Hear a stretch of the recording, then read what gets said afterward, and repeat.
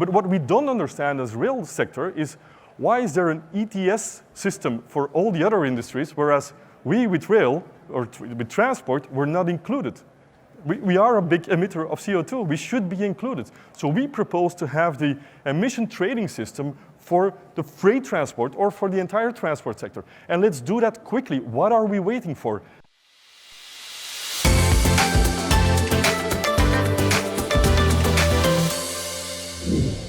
Good morning, everyone. The greatest threat to our planet is the fact, or we're going to believe someone else is going to save it. This is very much true, isn't it? And I think that's also why we're here together in Glasgow these couple of weeks, to make sure that we are going to do something about this. We're actually taking action and doing it ourselves. And that is, I think, where rail freight really has gold in its hands, because we're already contributing at this point in time, and we've got very clear propositions to make that contribution a lot bigger. But I'm not sure if many people are aware of this. So that's why I'm doing this presentation, to show to you what we're going to be doing with rail freight to make a significant contribution to the planet. Let's have a look at how we do currently transport in Europe to have a start. This is actually my hometown in Antwerp, but I think everyone recognizes this, right? Traffic jams on the ring, and then next to it, just one train running. Still ample capacity for additional trains. But we're all stuck in traffic, and we're emitting CO2s all over the place. It's not just in Antwerp, it's about all over the place in Europe. But if we come to the conclusion by looking at this, I mean, basically, the transport system in Europe is at this point in time just not sustainable. And how come? Well, basically, 75% of all freight transport is done by trucks. And because of that, 10% of all CO2 emissions in Europe are actually generated by freight transport. And not only that, also, we spend a lot of time in traffic jams, and there's lots of air pollution. This is not sustainable. But the real problem is going to get a lot worse. In the next 10 years, we actually expect about 30% increase of freight traffic. And if we don't do anything about that, well, what would it mean? Basically, we're just going to have more CO2 emissions rather than less. And we're all going to get fully stuck in traffic. Now, is that what we want? Of course not. But we need to do something about this. Well, and luckily, there's a lot of innovation going on in road transport. There are things happening. They're making it greener, they're making it more efficient, and so on. But will that be sufficient? Will it be soon enough? Also, will that save mobility or solve mobility issues and energy issues? What we believe is that the real solution, if we really want to reach our climate targets, and also if we want to solve the mobility problem in Europe, is to go for a radical modal shift from road to rail. Now, why do I say this? Well, because of this. We're 9 times less CO2 emitted than road. 9 times less. We're not talking about minus 10%, minus 20%. We're talking about divided by 9. And it actually can make it carbon-free. So this is the most environmentally good solution. Also, it's 8 times less air pollution, 6 times more energy efficient, and of course, we can also take trucks out of road. Every time we have a train, we take about 50 trucks off the roads. So this is the solution. What are we waiting for? Well, that's also what we said, and we defined our ambition with the Rail Freight Forward Coalition of the rail freight companies to double the rail freight volumes by 2030. Now, this is indeed ambitious. But it's not just our ambition. Also, Europe is saying this, the governments, many stakeholders are saying this. We need to do something about this. Let's double the rail freight volumes by 2030. And let's drastically shift from road to rail. Now, what should we do then? Where do we want to go towards?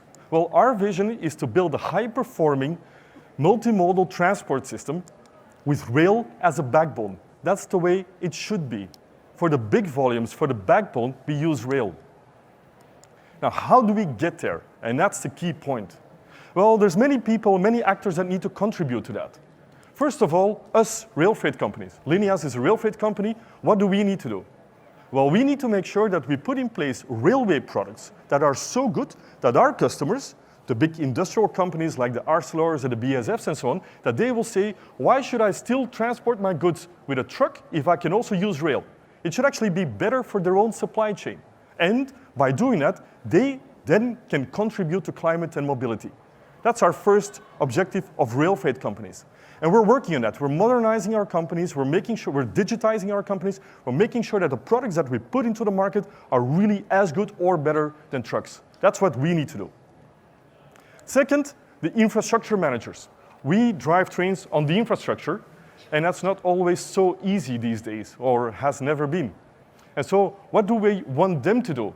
Well, like you see, we want them to continue to maintain the current infrastructure at a really good level, and also to further invest in those infrastructures and upgrade it so that we can drive long trains, broad trains, that we can do this in a fluent way.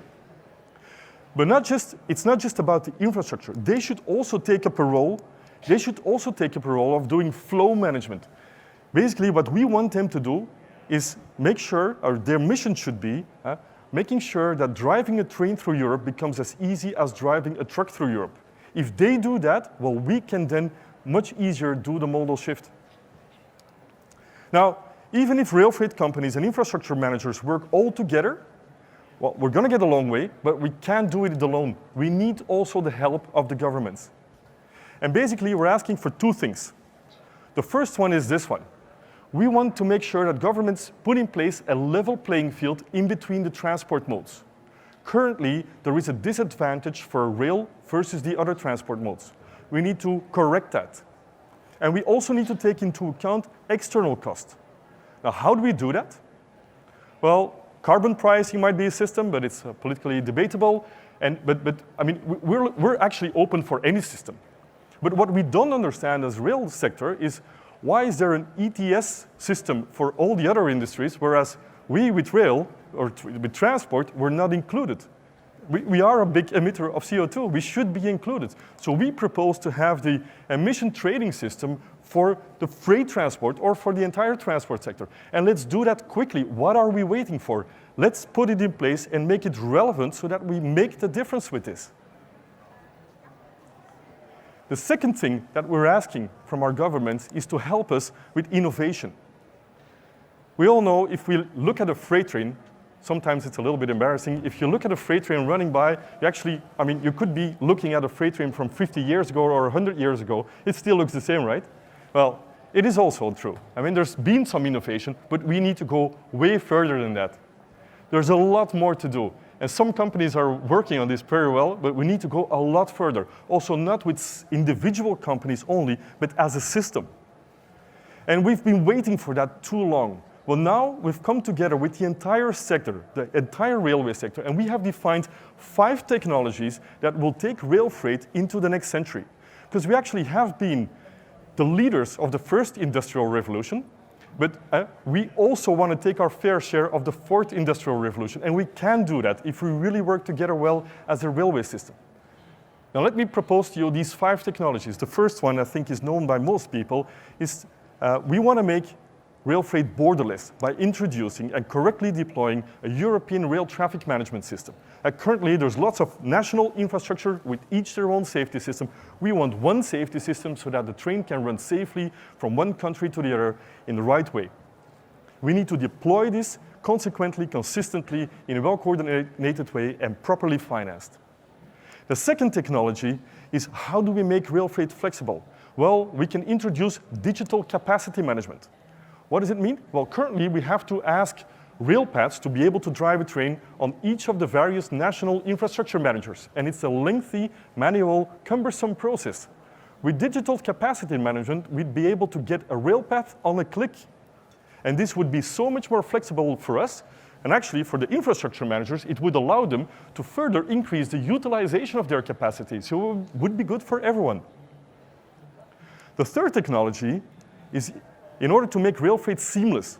We're exchanging lots of data between various stakeholders in various countries to be able to drive a train on wagons, on locomotives, on infrastructure.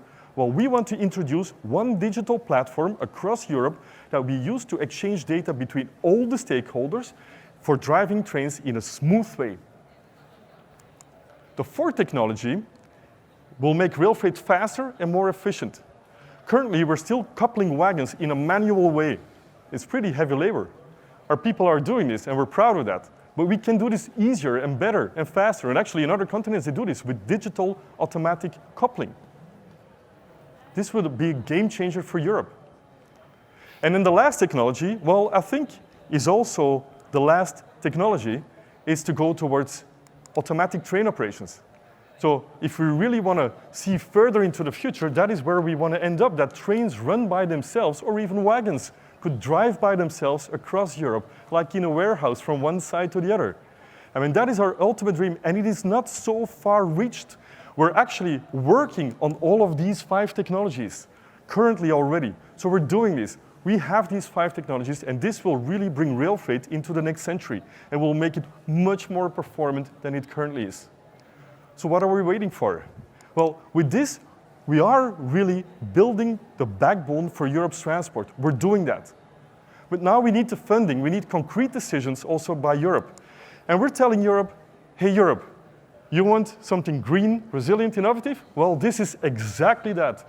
With the propositions we have here, we're making Europe's transport green, resilient, and innovative. So let's fund it. Let's take the decision. It is time to act. Let's modal shift together. Thank you.